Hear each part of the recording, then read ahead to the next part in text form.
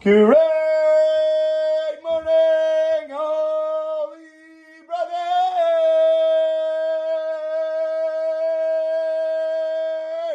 Thank you so much for joining us on our pathway to peace. Inside the Garden of Peace, if you're following along, we're on page 127, and today's lesson is called Forward Facing. Sit right in front of me, not behind me. And this over here, we got some extra guys. We have a wonderful lesson for today. Let's rock and roll. Buckle up. Here we go. Pedal to the metal. The Talmud in Bava Basra 99a points out a contradiction between two verses that describe the cherubs. What were those? The angels on top of the Aaron, the Ark of the Covenant. In Exodus 25:20, the Bible states, and the cherubim will be with their faces toward one another. Right? Up close and personal.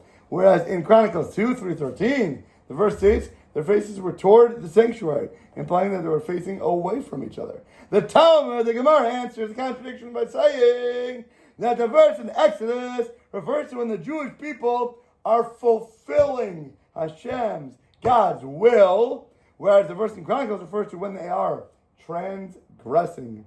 When Israel fulfilled Hashem's will, the angels faced one another like two lovers gazing into each other's eyes, facing one another, a sign that Hashem himself, God, was looking lovingly upon his nation. But when Israel transgressed, when they violated the commandments and prohibitions, then they metaphorically were like turning their backs on God. And then the angels miraculously faced away from one another, a sign that God had also, quote unquote, turned his back on them. The cherub served as an indicator, a litmus test of the nation's level of spirituality. These cherubs had formed the form of, what do they have? What forms? Do you know? Babies. I know, what types of babies? Or boy? Boy and girl. Boy and girl. Opposite sexes. Male and female. And from this teaching, we can learn a fundamental principle regarding peace between husband and wife. When the Jewish people fulfilled Hashem's will, when they were doing good and being good boychicles, Hashem made the cherubs lovingly face one another. And when the Jewish people transgressed, Hashem made them face away from each other. So too, when a husband and a wife are fulfilling God's will, Hashem brings them lovingly together, physically facing each other, emotionally, mentally, and if they transgress, if they're not doing good spiritually, they will be turned away from one another. You want to know why your wife's turning her back? You want to know why she's upset? You want to know why she's not being with you physically? Wake the heck up and realize what God is showing to you. Just as the cherubs, the angels, were an indicator of the nation's spiritual standing, so too is peace in your home. In your home. So it is an indicator of the couple and specifically your level, the husband's spiritual standing.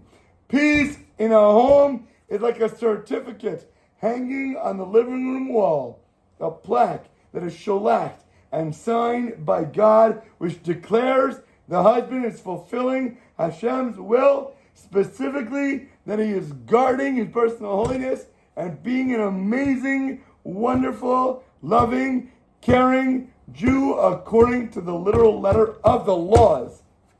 A good way, a derech. Rabbi Nachman in Likutei Moharan 287 writes that peace in a home depends not somewhat, not a little bit, not mostly, but entirely, my good holy brother, on you, on the husband himself.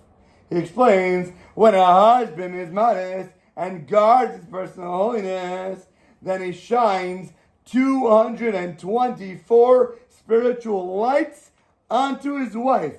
224 is the numerical value of the Hebrew word for, does anybody know? Darach, right? 224, Darach, which she then in turn will reflect all those lights back to him. His wife will be happy and will support him in every single thing that he does. There's another meaning of the verse in Exodus regarding those cherubs, those angels we talked about, and their faces were one toward the other.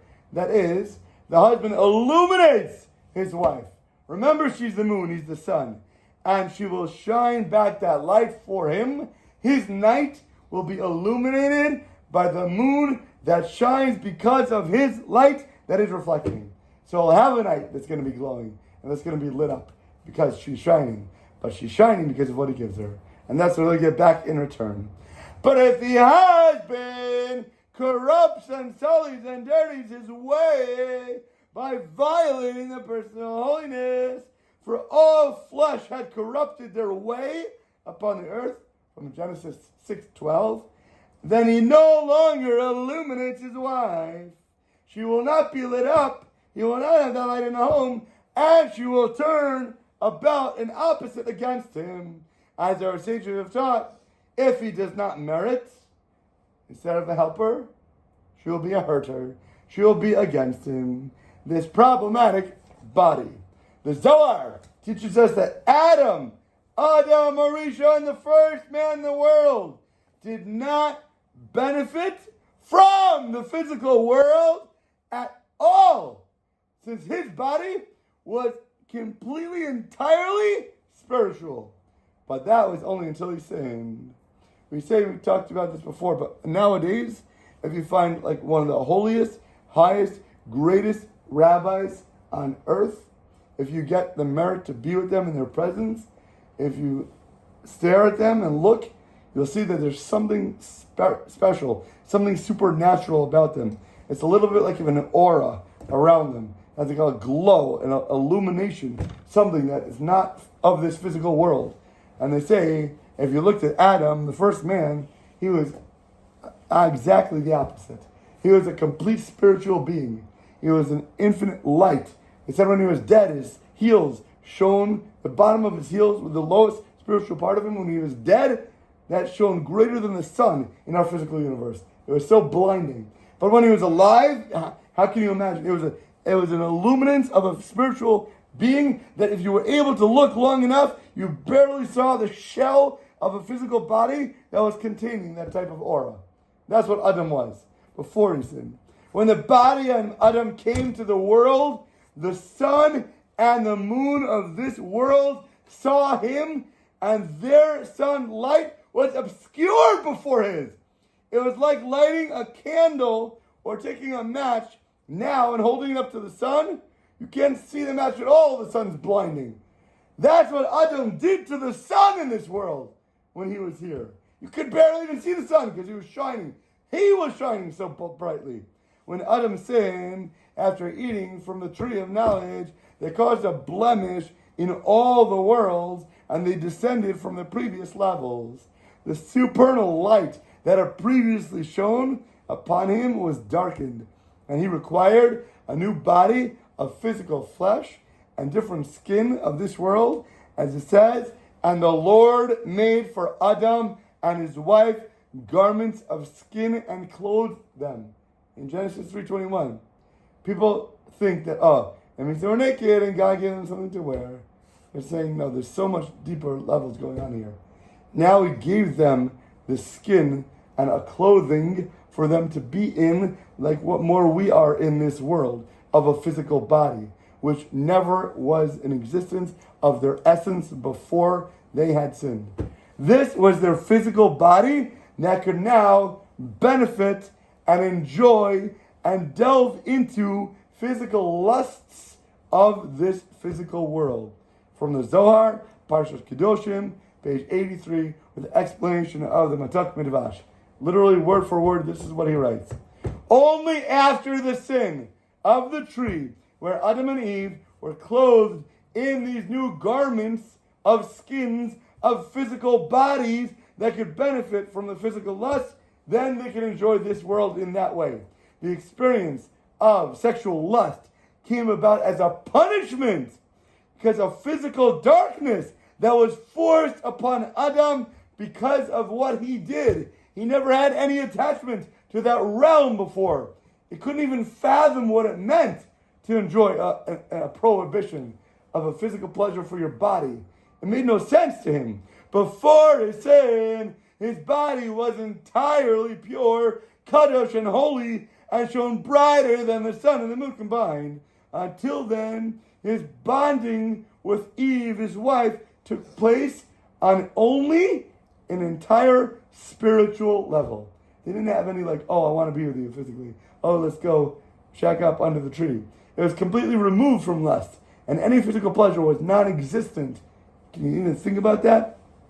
A wife's happiness and peace in the home are dependent entirely on personal holiness of the husband. The holiness is twofold, referring to the day-to-day conduct of the husband with his wife. In other words, that he should treat her with love and treat her respect and give her royalty. And second, his conduct with her on their days of union when they are together should be loving, characterized by kindness, characterized by giving of yourself for her and in consideration for her wants and her needs, not ever your animalistic lusts. A husband's personal holiness, or tikkun habris, strongly and positively influences a wife's behavior and particularly her happiness. There are many spiritual levels to tikkun habris, but the basic level is the husband adherence to religious law, to halacha, in all aspects of conjugal relations themselves. Rabbi Nathan writes, the Jewish bond of wedlock, according to our holy Torah, is an aspect of personal holiness. Hilchos Nachlo 3. Adherence to the statutes of Jewish law in this area, see Shulchan Aruch, Orach Chaim, chapter 240, is conducive to successful and gratifying relations to the wife.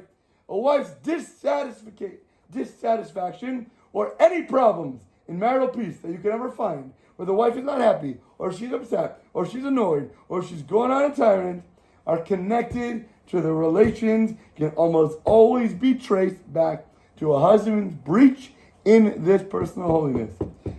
So if you see that happening, you better check yourself.